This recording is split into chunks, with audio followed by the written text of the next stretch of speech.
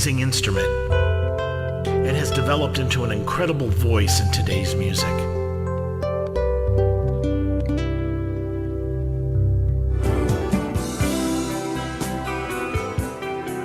So many types of guitars, so many styles of playing, all sorts of gear. How does one make their voice be heard as a guitarist? My name is Jeff Floro, and welcome to All About Guitar, where we talk tone, we talk technique, we talk gear.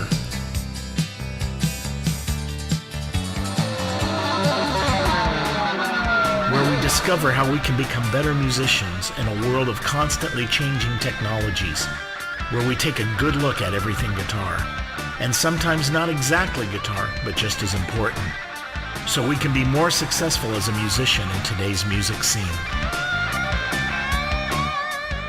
So sit back and relax, and let's explore all about guitar.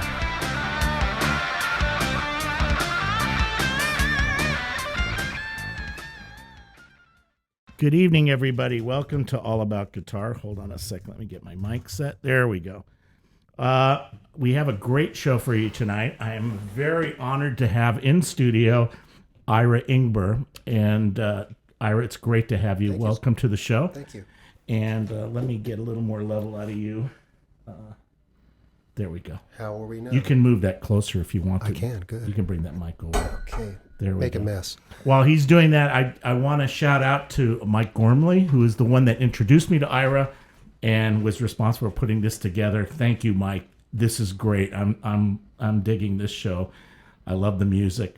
Anyway, we're going to talk a little bit today about there's so much to do, and I don't think I'm going to cover everything today, so be prepared for another show, another 2 or 3 at least, to cover what Ira's about and what he's doing.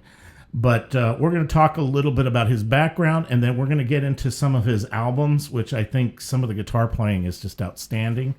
I'm going to show these real quick right now to kind of plug them.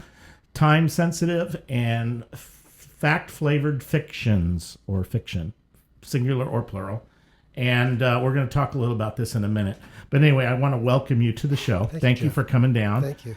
And let's talk a little bit about your background, your influences and stuff. Well, I was a sponge. And as good sponges, you take it all in. I have an older brother. His name is Ira Ingber. And he bought me my first guitar. Oh, wow. My parents, in their wisdom, thought that one guitar player, he's a guitar player himself, thought that one guitar player was enough for the household. And so they weren't interested in having two. Mm-hmm. So he was on tour in the early 60s and came from New Orleans, I think it was, and showed up with this little Gibson Melody Maker. I didn't know the significance of the guy who he bought it from until later. It belonged to Dale Hawkins. Oh, wow. The guy who wrote Susie Q. I don't know if he wrote it on that guitar, but it was entirely lost on me I was 12 or 13. And it was really not a very good guitar, but it was a Gibson, and that really made a difference. And so I was kind of off and running, but prior to playing, we had a very musical house, and a lot of guys would show up at the house. Friends of my brother's, they would jam, and again, before I was playing. So this guy was there a lot who was playing this thing that kind of weird looking. It was called a Telecaster. First one I ever saw in my life, and it was played by a guy named Don Peake, who was on your show. Yes, yes. Don later played at my bar mitzvah, so that was a nice gig. He got out of that one. But another guy showed up playing this real rickety keyboard that looked like it was going to fall down on these little screw legs. It was a Wurlitzer played by Bruce Johnston. Wow. Because they were all pals. Yeah. The first Fender bass I ever saw was, well, I didn't know what it was because my brother was playing a Stratocaster at that time, and you know, the distinctive shape, and of course the bass looked like it, but it was too big and it only had four strings. It was played by a guy named Larry Taylor, who just recently passed on. That was the first time I ever saw a Fender bass. So all that stuff was happening to me prior to playing, and it wasn't lost on me, but it didn't get me to play as such until that little melody maker showed up, and suddenly the dots started getting connected. And all of these guys were around. So Don Peake would say, "Oh no, this chord you play this way, and no, hold your pick like that." And it was not formal lessons as much as it was being immersed into this world that my brother was part of, and that slowly filtered down to me. And by the time I was 16, I had my first record deal. I was in a band called The New Generation, and we ended up on Capitol. And they didn't know what to do with us. Capitol was signing a bunch of bands at the time, and they signed this band that I got into. They were already together, but they lost a guitar player, so I got in. And so Capitol signed the band. They didn't know what to do with us, so they stuck us in Studio B. That's where we rehearsed in the tower for months at a time. So I'm just walking through the tower. I'm 16 years old and watching these sessions happen. And what does that do? Oh, that's a compressor. And oh, don't do that. And so it didn't feel, I mean, it was special, but it didn't feel unusual because I was in Hollywood. I was right dead center of the pop explosion. And of course, if you got a record deal, you go on Capitol. That was the record company down the street. Yeah. You went there. It was really a symbiotic relationship of time, early to mid 60s, the location. I went to Fairfax High School, and everything was right there. The explosion of pop music was happening in my backyard. I didn't know it that way. I just felt like the whole world was probably doing it, but in fact, it was here. And then on from there, more little record deals, and then the beginning of touring and the beginning of session work. And along the way, I never learned how to read music because I picked up the guitar and I could play pretty good, And I remember early on, I got a call to play on a thing called a recording session. Who knew? Yeah. So you get it. So I get called, and I was 17 or so, 18, and a guy puts a chart in front of me. What do I do with that? Turn it upside down. Doesn't look any better. And so big light bulb moment. Gee, if you're going to do this, you better learn how to read music. Which a lot of people at the time said, "Oh, I don't want to read music. It's going to ruin my creativity." Total wrong thinking. And I was very lucky to be around people who encouraged it. Found an amazing teacher, one in particular, a guy named Joseph Valenti, who was a guy I studied one-on-one with, and he just laid down the law. This is how you do it. And I studied with him. And being around other players, I was in a band with Jay Graydon for a time, and Jay was pushing that, and we kind of pushed each other. And it was a time, I think, of real exploration of the instrument, certainly of who we were as people, and being here in LA. So the opportunities were just endless. And then from there, touring, more sessions, and, watching the business change through the 70s and 80s. And I remember one major light bulb moment was I was working in a studio in Topanga called Skyline. A very dear friend of mine owned it. And a guy came in one day with this big black box. I think MIDI hadn't yet happened. It was just prior to the DX7 coming out. But this guy came in, and what is it? Plugs it into the console, pushes, and we hear drums. It was the first Linn drum machine. The Linn drum, yeah. And it was absolutely just, you could not have taken more air out of me. It was, okay, that's where it's heading. So the drummers are gone, and then soon, of course, the sequencer bass stuff, he's gone. Well, the guitar was one of those instruments that didn't really get quantifiable. Tone-wise, no two guys play a C chord the same way. So we were lucky. The guitar players were lucky as the transitions were taking place from band playing two guitars, bass, drum thing to what then became the 80s techno stuff with sequencers and synths doing their stuff. The guitar somehow survived it. And watching that morph, where people tried to get guitar controllers, which I guess they sort of work now, I don't know, but No, they're much better now. they're better than they now, were, but yeah. they were hideous then. Oh, And we just gave up on just play it on a keyboard and be done with it. And then I think as the technology got more affordable, more powerful, the home studio, the ADATs showed up, and the digital audio workstations showed up. And so to be a guitar player at that point, it was very clear to me, and I think it a lot of guys it happened to. You started to see, well, I better learn how to record this thing at home, because the session work was starting to change already. It was already people coming to people's homes, certainly when the ADAT happened. And then I think it was Lee Sklar. I had dinner with Lee a couple of years back, and we were talking about his normal work here. Now, Lee's at the very top of the pyramid, right? The greatest bass player in the world. He's telling me, I think he said 80% of his year is in people's bedrooms. Mm-hmm. Playing bass, by the way. Yeah. With Lee, who knows? But I mean, that was a real awakening that things had so dramatically shifted from going to the facility with analog gear, obviously, to now a one-person, two-person operation. And I've watched it happen, over the course of all of these years. And I think it's hard to, people want to wax nostalgic about how great it was, how great analog was. Well, I don't think it really was. I think the thinking was good.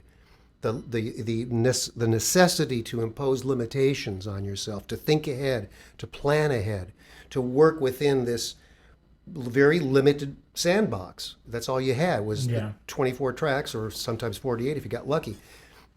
But it made you think compositionally different than you do now, where just record a bunch of stuff and we'll sort it out later. And deferred decision making is often bad decision making, I think. Yeah. And that's colored my album making, is like, I'll just commit to something. I'm going to make a part. That's it. It's done. But you have to admit, I remember doing sessions where I would, at the beginning of the day, I would carry like 6 to 9 guitars, a couple of amps. Right. And I would go to these different studios. And to me, it was kind of cool because you went to these different environments. Absolutely. And I know, like today, like I had Tim Pierce on, and he had mentioned last year was he finally got rid of the cartridge company, because he literally he does everything in his studio now at home. And there's only like 1 or 2 guys that actually drive to a session. It's usually for television. Right. It's what has happened is the record date, as it were, has largely gone the way of the dodo bird. It's film and TV that still requires certainly orchestral dates. We still need big rooms, which we still have a few of in LA. But the ensemble playing experience, I think we all suffer for having less of. Yeah. No, that's one of the things that I was talking. I think Don had mentioned that too, because he played in those original sessions. Don Peake, you're saying? Yeah, Don Peake with the Wall of Sound. Yeah. And they literally had 3 guitar players, 2 basses. Yeah, and if you tear apart those records, because people have been posting these isolated tracks, over the years, or Jamerson's bass parts or Bonham's drums, whatever it is.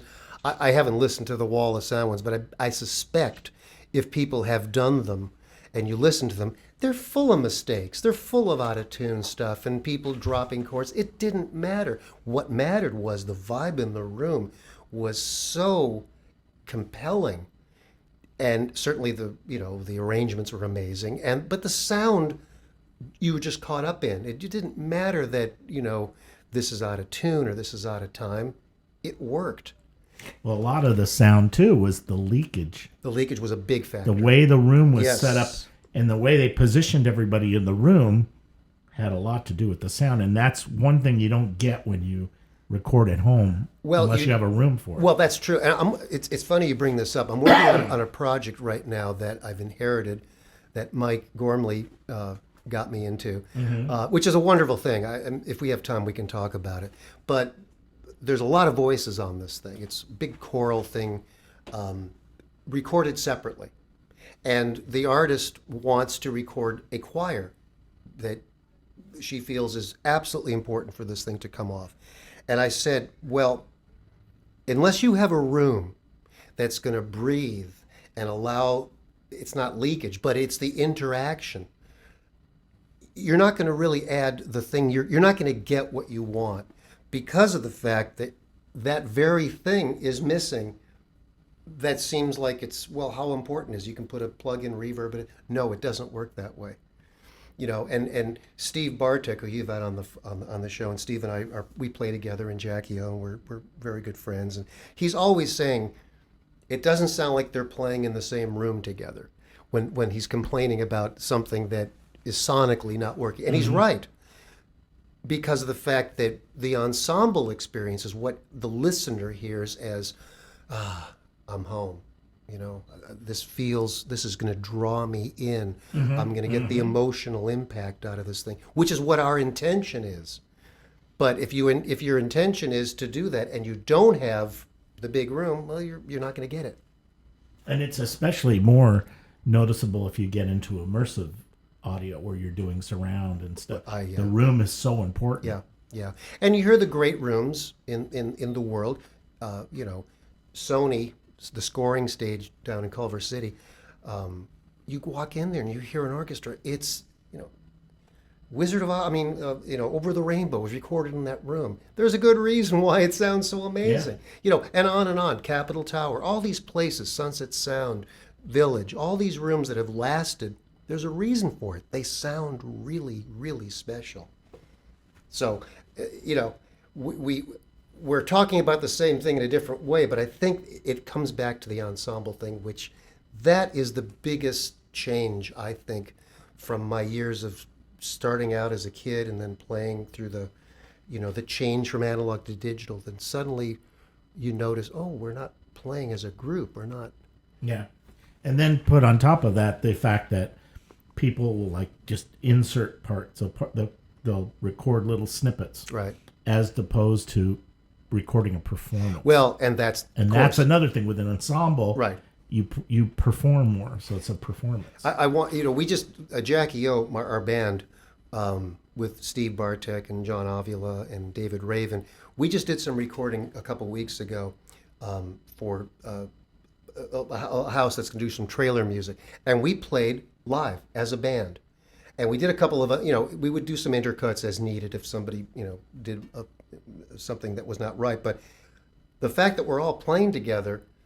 First of all, we wrote, recorded, and mixed 2 songs in one day. Mm-hmm. They were instrumental, but still, a lot of it got done because of that thing we're talking about. Yeah. Now, before I'm going to go ahead and start playing some clips and talking a little bit so they can hear what you're doing. Which, by the way, is not ensemble playing. Yeah, now this stuff, I presume you did a lot of this just overdubbing and building. It's the exact opposite of what I've been preaching. Yes. But before we do that, I have to talk about this guitar. I want you to mention you were, this Strat, what year is this? This is 89. Mm-hmm. It's a early artist series, Blackie, Eric Clapton. It was gifted to me. My dear friend Danny Jacob, I don't think Danny's been on your show, but Danny is a wonderful guitar player, composer. I was his guitar teacher way back in the day, and he gave it to me. And I just, because all my guitars are really old, I didn't feel like taking them out, and I have an old Strat, and I said, well, a little more antsy about taking it out. So he gave it to me, and it was really good, surprisingly good, with 22 frets. How about that? That's a nice little change. That's unusual. That's a good thing. And you mentioned Tim Pierce. I saw Tim online somewhere. I forgot where it was. Probably his YouTube channel. Maybe it was. I forgot where it was. And I know Tim just a little bit. He's friends with some friends of mine. Phenomenal guitar player, of course. And he was singing the praises of this thing. Can you see it from here? Is that a good shot? Hold it up a little higher over the mic. There you go. And then I'll take it. I want to do this for my guys in Spain, Andres and Isaac. It's called Vega Trim. And I'm not making a dime on this thing in terms of, I'm not endorsing them other than I think it's great. and I've been singing its praises. It's a tailpiece, a trim tailpiece that requires no retrofitting.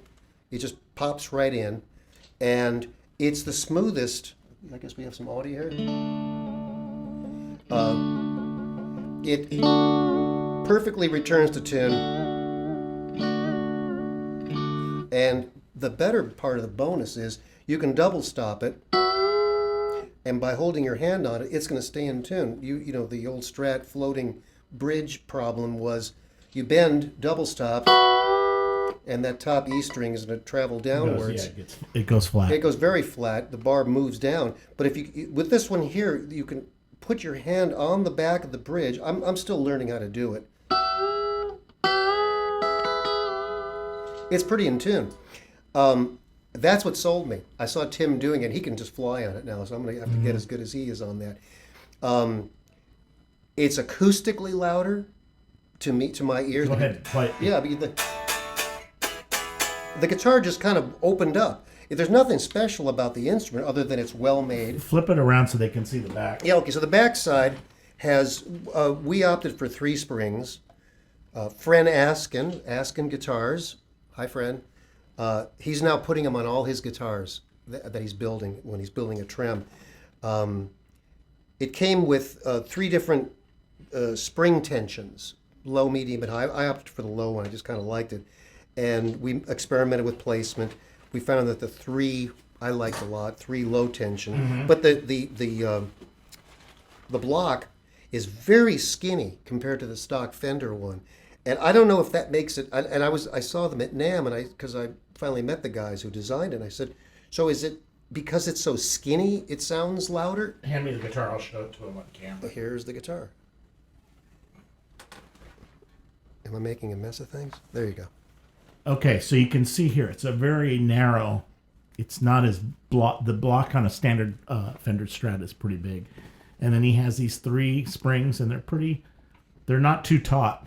You can see that the claw is down a lot, so it's not really, but it's real stable, and it comes back. It comes back amazingly back to pitch. So you can see it has 4 screws. That's this like set piece, and I guess the bridge floats in there. It's covering the fulcrum part of it. Right. And the blade goes under that little plate, and it's locked in place. So it's a very, very smooth travel, way smoother than. Fren was also saying that he has not found one as smooth as this, and so we were blown away by it. The initial one came with bridge saddles that were too short. We couldn't intonate it. And so I just said, well, screw that. I'm done with this thing. And so I called or I wrote them, and I said, well, I'd love to use it, but we can't get enough travel out of the saddle. So they sent me, they were very apologetic and very European polite, as we know people can be there. And he said, oh, I'm so sorry. I'm going to send you new ones. And he did right away. And so we had the D string and the E string needed a little bit more travel.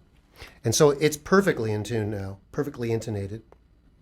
And it's real stable. I was playing with it before the show, and it's balanced really well, so it comes back right. Once you get the guitar set up, you could dive bomb with it if you wanted to, but when I use this one live with the band, I think I tuned it 3 times for an entire show.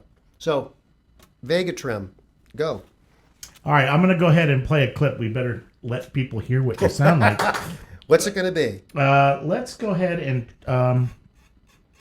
the one you had sent me. I really like this one. I want to talk about this because it kind of shows a lot of what he's doing. My feeling is, and I'm prejudicing everything by saying this, but he has a very progressive feel in terms of his rhythms and harmonically. So I'm going to show this because it really goes all over the place, and it's called When Is Somebody? When Is Someday? When Is Someday? Oh God, I keep misspelling everything. So and when you say it goes all over the place, it used to be AOR radio was called All Over the Road, right? Over the road. No, it's really just I love the changes and what's going on. And in this album too there's this lot. This is Fast Flavored Fictions, and there's just guitars everywhere on this. So this is really cool. So let me go ahead and play this. When is someday will it come for me? You promised one day you'll be here and all would be alright. I expect to find the answer. But someday comes for you. Someday comes for me.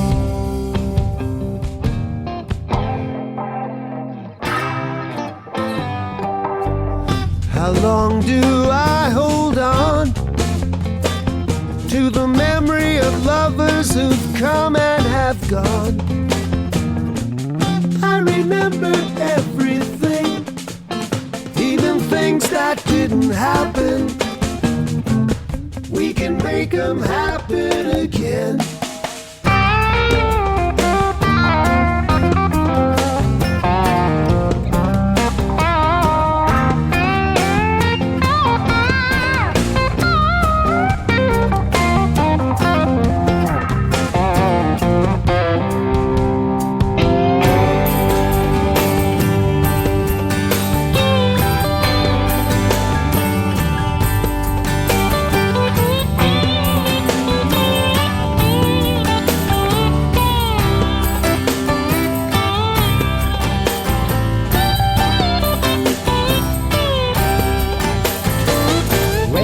Someday will it come for me? You promised one day you'd be here and all would be alright. I expect to find the answer when someday comes for you. Now, there's a lot of stuff going on that song, and the tones that you're getting out of the guitar are just fantastic. Are those direct or they're amped? No, those were all amped. So kind of just go through a little bit what you were doing there. In reverse order, the last that solo was 2 parts, and I'm trying to remember where I was. What was I wearing that day? In my house, all done in my studio. The second solo was a 12-string Dan Electro, which I love. It's a junk guitar that's just amazingly great. But I was playing slide with the 12-string, which is sort of an out-of-control experience because typically when you play slide, you're muting the strings that are not in play so you don't get a bunch of noise.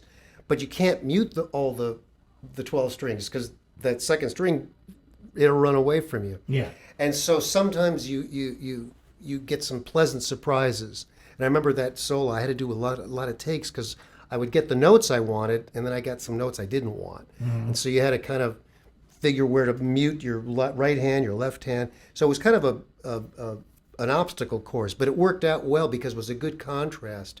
The first guitar was my Yamaha, an SG model that way back I was part of the evaluation team. They gave a bunch of them out to us, and it was designed to be their Les Paul killer in the 70s. It's a beautiful guitar that weighs so much you can't play it live. It's a brick. But it records great, and that was the first of the 2 solos. The amp was probably, I want to say it was probably the AC-15 for that. Because I think I just got it, and I was totally in love with it. And you know how you are, you get something new and you use it on everything. Because you get that kind of it's not nasally, but kind of like a hollow. Yeah, and that's typical of what that AC-15 does with the Blue Celestion. It's a very chimey amp, of course, it's Vox, but it also has a mid-range scoop that really allows a lot of guitars to work with each other because they're not loading up. And so the EQ on that amp is... it's crude, of course, it's a Vox. I mean, it's sort of on and off. But when you get that sweet spot, you can really find how it's going to sit in the track in relation to the other pieces that are there. I want to mention that the drummer on this is a really good friend, M.B. Gordy. He was playing to a loop I made, and he said, well, your loop's better than me. I said, yeah, but you're better than the loops. I just played. And my dear friend Carl Seelove is playing bass. Yeah, I love that. There's some great little lines that he does with you. Carl and I go way, way, way back. Carl and MB had worked forever, and I think that's part of the thing too. You have friends playing together, and it's not just a good time, but it's also great communication, and we know kind of what everybody's up to. Now, did like with Carl, did you lay a track with him so you were playing together, or you just had him come in and overdub it? Because it seems intuitive what he's doing. Yeah, against what you're playing. I'm pretty sure that he came separately, and it's been a while now. A lot of times with Carl's stuff, he'll play things just as, not as a doodle, but just as a riff, and I'll come back later and play along with it as if it was a composed part.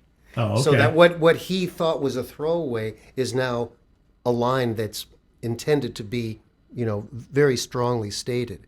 Oh, okay. So we do a lot of that Because stuff. it sounds like you're kind of playing. There's a lot of interaction, and MB also, because he's such a great percussionist. I think he was playing snare with his hands, not sticks. So it had a really unusual attack. It wasn't overpowering. All right, let me play another one. Let's see. I'm trying to think of which one is. Okay, I'm going to go over to time sensitive. I'm going to jump around a little bit.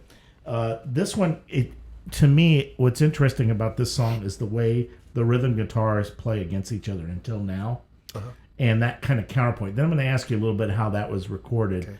Okay. So this is from Time Sensitive, and this one is called Until Now. Take a listen. Until now.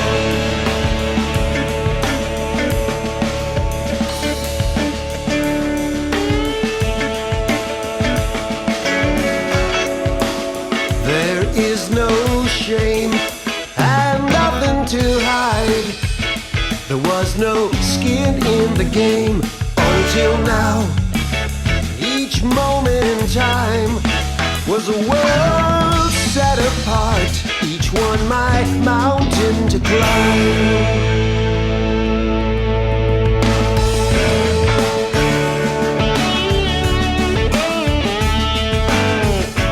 You can know me.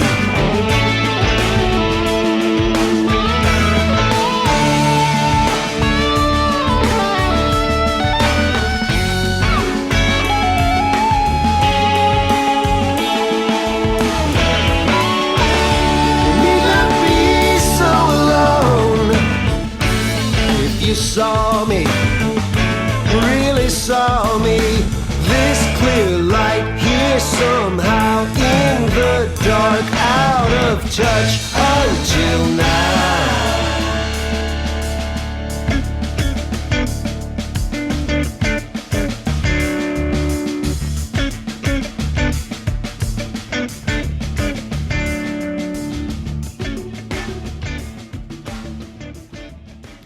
It's almost like an art pointillism. There's like little things.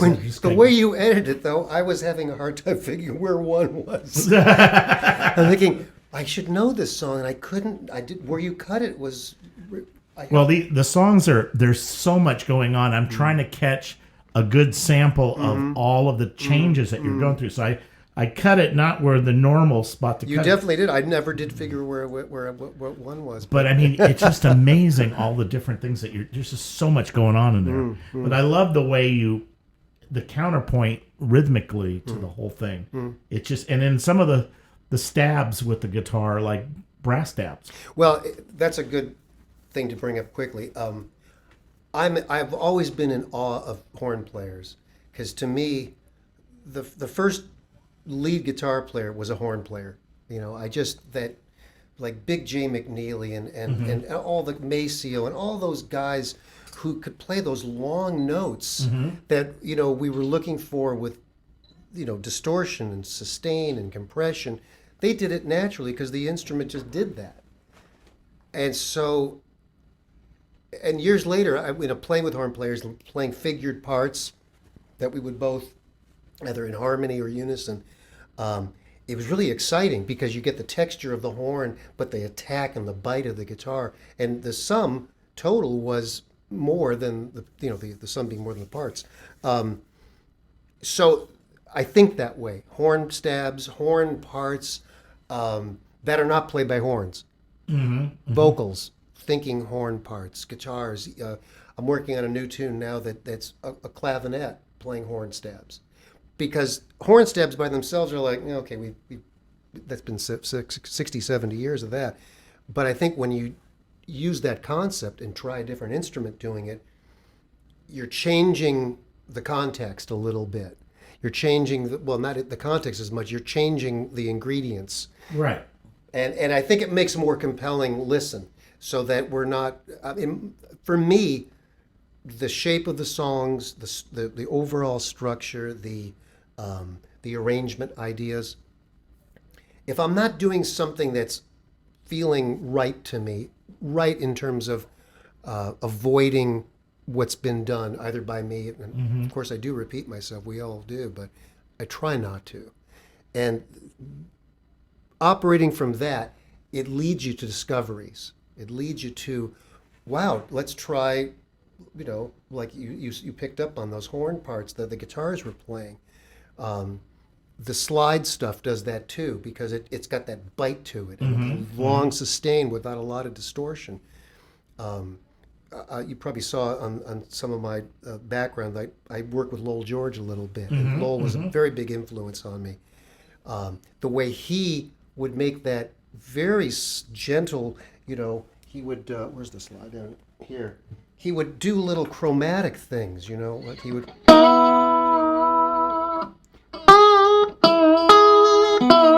Just that, all that would create this motion that your ear was drawn to. It wasn't just he didn't do that. He would. So Yeah. when you have those little moments of percussion stab, like you said, they become events. They become what I call the connective tissue of a song that sustains multiple listenings. So there's more to discover. Well, that's every time you listen. Yeah, there's something new. There's something that you're going to get, and hopefully it's going to make you want, oh, wow, I never thought of it that way. And even me now, years later, I can be pretty dispassionate about this stuff. I don't even think I did it. And hearing it's like, well, that guy's pretty good or whatever. But it doesn't sound like me. I was trying to recreate what it was, because there's still things to discover even later. Well, let me ask you real quick how you put that together, because there's some major time signature changes in that whole thing. Did you just sequence it in and did like a drum track and then had them, do program it? So you got the layout of it. Was it charted? Yes. No. Next question. A lot of times when I'm writing, I'll start with a drum something. Yeah. A glorified metronome. And usually it's too slow, because I'm in tempo di learno mode. I'm trying to figure out how this thing works, and I'm stumbling through it because I don't, what did they say? I'm building the airplane and flying it at the same time, so I don't know. But once the if there's a riff, let's say, of the song, okay, that's good. That's a good A section. I'll work with it, and then when I'll start to map it out on the computer, wow, that's 6/4. Wow, because I'm not feeling. I know something is not 4/4 about it, but I'm not I'm not analyzing it in the moment. I'm just trying to get to the next part. How I can connect A to B. And then when I start mapping it out, especially if other musicians are going to come and play, then I will chart it. And sometimes it looks pretty daunting, because the intention was not to make it complicated. The intention, certainly when bringing musicians in, was to make it legible. And God forbid, I don't want anybody to walk in and without a chart, well, okay, let's start playing. What do I do now? I've my dear friend Van Dyke Parks, if you're listening, Van Dyke, this is for you. Van Dyke is gigantic. Everybody knows him as this colossal talent. Mm-hmm. And his charts are impossible. They're just impossible. And we make our way through it. And I've come up with things I would never have played for anybody else, because it's him. He draws it out of me. By the same token, though, the charts are very tough to look at. And, a great reader can just say, okay, I'll just play it. But I don't want a great reader. I want someone to bring it to life who can also make their way through it. Not a lot of people like that. Carl is one of them. MB's one of them. Really, Bartek's one of them. Everybody who's come on board to play on my stuff is that way. Mark Mann is too. Except Mark, if you're listening, Mark wants to rewrite my lyrics. That's okay too. But Yeah. and we did a thing. I don't know if we're going to play that one that Mark's singing on with me, but he was questioning. Are you sure that's the right? And I said, "Well, I never thought of it." And we went around in circles. Said, "Yeah, that was the right lyric. The one I want you to sing is the one I want to keep." So, but I think in the case of all that stuff, the time signature stuff, the what sounds like it's this three ring circus going on. It's just my means of trying to create a unity. Yeah. It's just you naturally change time signatures. Yeah, it doesn't feel unnatural to me. No, it's great, but that's part of that prog aspect of it, because that happens a lot in progressive music. But it's cool. It's cool what you're doing. But I mean, it seems like, yeah, and you have great musicians that know you, yes, so they know what you're doing. But yeah. I mean, that I could see where writing that out, it would freak people out. Well, you don't want to do that without some disclaimers. So you say, well, first of all, your part is absolutely, if it is, you can change it. Let's start with this. Let's use it as a place. I know Bear McCreary does that when we've worked on songs or some of his film and TV cues. This is a place to start. It's paper to look at. We can refer to it, but let's bring it to life. Let's animate it. And I think that there's a real trick to that I've learned. I got it down now pretty good, but it took a while to learn that in terms of not wanting to intimidate somebody. I want them to shine. Actually, when you hear it in context, I mean, the first time I heard it, I was listening to the song. So I wasn't really technically breaking it down. Right. When I'm listening to it, it's a certain feel. The way the rhythm changes overall, that phrase or whatever, that piece, it's a certain thing. It's a certain kind of rhythmical thingy that you're doing. If it's leading you to feel something, then I have fulfilled my stated goal. If you walk away from it saying, nothing happened, well, then I didn't do it. Right. And you try, I think, as a creator, one tries to communicate a specific emotion in this case, or, in my case, it is that. And if I get that point across, however I did it, great. Whoop. Then knock the mic down too.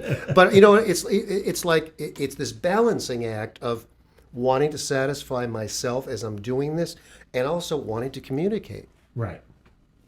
All right, we're almost out of time. I want to play another thing that's it's more of like a production session. Mm-hmm. This is Scarecrow with Lacey B. Dalton. Lacey J. Dalton. Yeah, you're getting close there. I hope we can talk a little bit about this before or after. Or... You want to talk? I do. And then we'll go through it. Very quickly. So Lacey was introduced to me through a mutual friend, and she's just the dearest heart. And she's in the Country Hall of Fame, and she was considered a country singer, and which we know is that whole genre has evaporated in terms of what we thought country is. Whatever country isn't what it was. So now she's Americana, and Mike Gormley got involved. I introduced Mike to her. I think he knew her.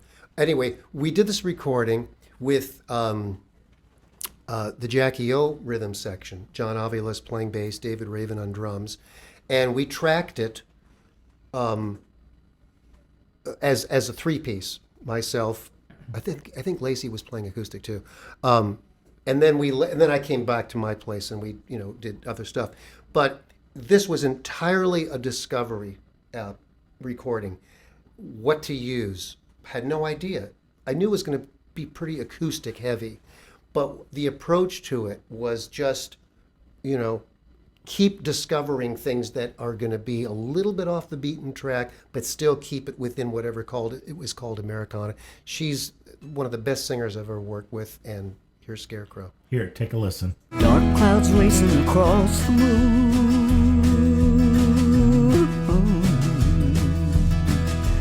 Freight train blowing by here soon. listen to what the old folks say about how fast time slips away, how everything changes, nothing stays the same, everything changes. While I was playing love for keeps, you were playing games. Now everything is different without you. Everything is different without you. You were shallow, weak and cruel. I was just a crazy fool about you. About you. About you. Friends all say that there is life beyond you. Once this pain stops eating me alive, for years and years I rested my trust on you. And I just can't believe how hard this precious soul dream died.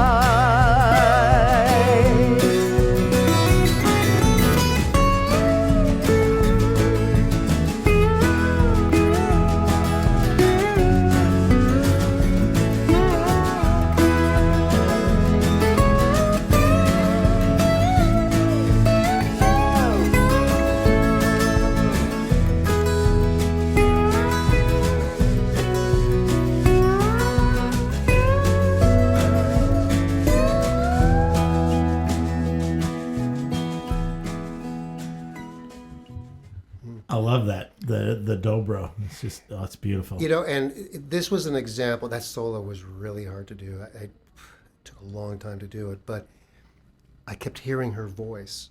That was the guiding. That was the guiding. What was she saying here with this, with the sliding, with the dobro slide? And I didn't get there right away. That took some doing, because what am I going to do? There's a guitar solo. What do you do with a solo? And because her voice has so much emotion in it, and she's just such a grounded singer. You know, she knows exactly, phrase to phrase, word to word. She knows where she's going. She knows where she wants to end up from the very first word. Right. She knows exactly the trajectory. And so when the solo came in, I knew it had to build. I knew it had to then taper off and let her back in. So it couldn't be flash, it certainly couldn't be electric. And so you start eliminating, okay, the dobro, that's the guy. That's where we're going to go. Oh, it sounded great. And all those other guitars in the background. There's the little tinkles in the there's background. some of course, the requisite tremolo baritone. You got to have that, you know, that you can wear your cowboy hat now with that. But I think also that instrument, also when you hear it, a little bit goes a long way. You get the baritone in there, and it's speaking in an area where nobody's competing with it. Right. And that helps. Now, we're out of time. I told you this would fly by. I can't believe it, and there's so much more to talk Let's about. talk faster. Well, what I want to do before, I'm going to play one more clip to take us out. Okay. And I'll ask you about that. But I want to talk about what you're doing now with Jackie O and Bearing All. So go ahead and give us... Jackie O is a band that it is four of us, 2 guitars, bass, and drums, the way God planned rock bands. Steve Bartek is on the guitar. He plays flute also magnificently. John Avila, bass, singing. Both he and Steve were, of course, in Oingo Boingo. David Raven is the drummer. He sings, and David's played with everybody in the universe. We say there's 2 degrees of David Raven. Everybody knows David. And myself. And we're playing this coming Friday night, as a matter of fact. Okay. Down the street from here, Ireland's 32. So come on down. We have a wonderful time playing. And because everybody in this band is a producer. So, you know, when who's ever up there singing, the 3 guys were up there just holding everybody else. And there's ego is pretty much non-existent, which is so refreshing. We all knew each other for a while, and then we played, and it was magic. Bearing All is not a lot of people know about it, so I guess they know about it now. It's Steve and I have been doing a project for a few years, the 2 of us, and inviting guests, you know, hand-picked guests to come in. And so we're going to be dropping some things before too long. more experimental, and more definitely the road less traveled.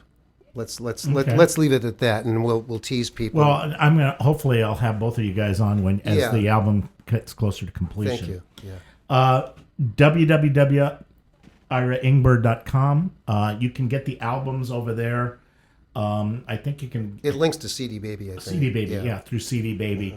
I highly recommend these. These are really great, and it's really interesting. I mean, we just touched the surface, but there's so much going on, all these layers of guitars, and they all work, and they all fit. And if you like a lot of interesting turns and like surprises, these albums musically have that, whether it's a rhythmical surprise or an instrumental surprise. There's a lot of ear candy, as I say.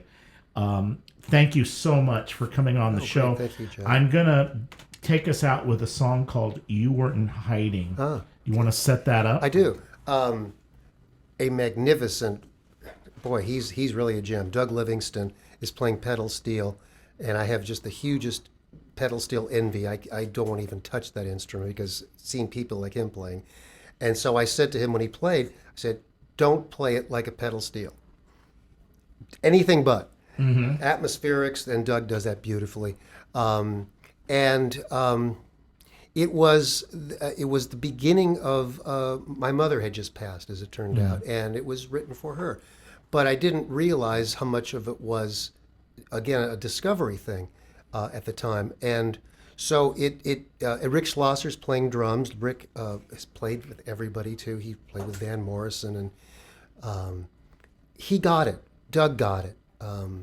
I think that all the people who, like you said earlier, we relate to each other as humans, and the music reflects that. And so, I mean, Doug looked at the chart, and he can read Bach on a pedal steel, so he doesn't have any problem. But feeling his way through it, this is what you're going to hear. Thank you so much, and I look forward to having you back on. This is not over yet. We're not done. I warned him it goes by really fast, but as you can see, there's just so much to talk about, and there's a lot more. I mean, even in your background and stuff. So anyway, everybody, thank you again. Thank Mike Gormley. Thank you for putting us together.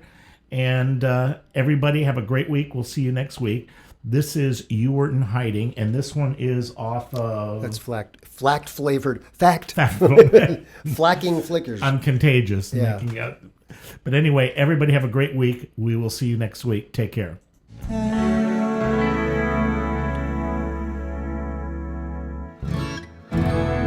I know you're near me.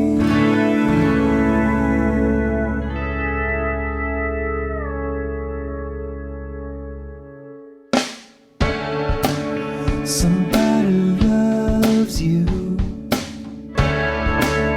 Everybody loves you.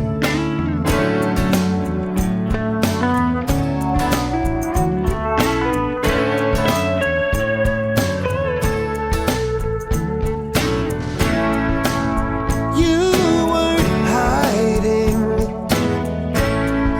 I can see you dancing as you throw your wings at the wind. I am carried by love. All those years you had me fooled. I didn't know you knew so much. All those years you were no one's fool. How did you come to know so much?